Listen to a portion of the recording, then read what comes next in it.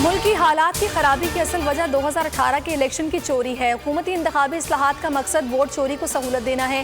جب تک الیکشن کا نظام شفاف نہیں ہوگا پاکستان میں جمہوریت نہیں پنپ سکتی۔ شاہد خاقان کی میڈیا ٹاک، کہا حکومت کی 3 سالہ کارکردگی کرپشن اور نااہل قوم کے سامنے لائیں گے، تمام حقائق اکٹھے کر کے وائٹ پیپر جاری کریں گے۔ افغانستان میں سیاسی انتشار کے خاتمے اور منتقل اقتدار کے لیے پاکستان کی کوششیں۔ وزیر خارجہ کا سیکرٹری جنرل OIC، روس، جرمنی، ترکی اور ہالینڈ کے وزراء خارجہ سے رابطہ۔ افغان صورتحال پر بات چیت، کہا پاکستان افغانستان میں سیاسی تصفیے کا حامی ہے، قیام امن کے لیے مثبت کردار ادا کرنے کے لیے پرعزم ہے۔ توقع ہے کہ افغان رہنما جامع سیاسی تصفیے کے لیے مذاکرات سے فائدہ اٹھائیں گے۔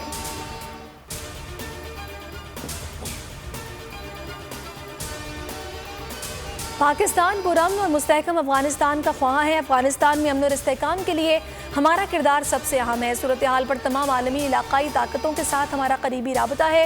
وزیر اطلاعات فواد چودھری کی نیوز کانفرنس، بولے افغانستان میں حکومت سازی افغانستان کی عوام نے کرنی ہے۔ 2000 کے قریب کابل میں سے لوگوں کو نکالا جا چکا۔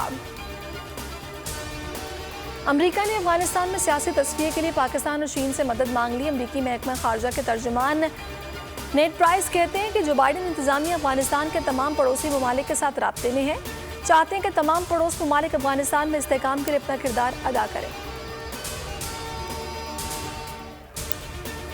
کابل میں 6 روز بعد بھی نئی حکومت نہ بن سکی، حکومت سازی کے لیے کوششیں تیز۔ ملا عبدالغنی برادر اور دیگر طالبان رہنما قندھار سے کابل پہنچ گئے۔ ملاقاتوں میں حکومت سازی پر مشاورت ہوگی۔ اشرف غنی کے بھائی کا طالبان کی حمایت کا اعلان۔ کابل ایئرپورٹ پر عوام کا رش کم نہ ہو سکا۔ امریکی فضائی آپریشن بحال۔ PIA کا کابل کے لیے فلائٹ آپریشن معطل، رن وے پر بڑا کچرا وجہ قرار۔ وزیر اعلیٰ سندھ کا مواش کوٹ دستی بم حملے میں جاں بحق افراد کے لواحقین کو 10-10 لاکھ روپے اور زخمیوں کو 2-2 لاکھ روپے امداد دینے کا اعلان۔ لواحقین کے گھر جا کر تعزیت، کہا مجرمان کو کیفر کردار تک پہنچائیں گے۔ زخمیوں کے علاج کے تمام اخراجات سندھ حکومت اٹھائے گی۔ اور وزیراعظم کا چیئرمین PCB احسان مانی کو توسیع نہ دینے کا فیصلہ۔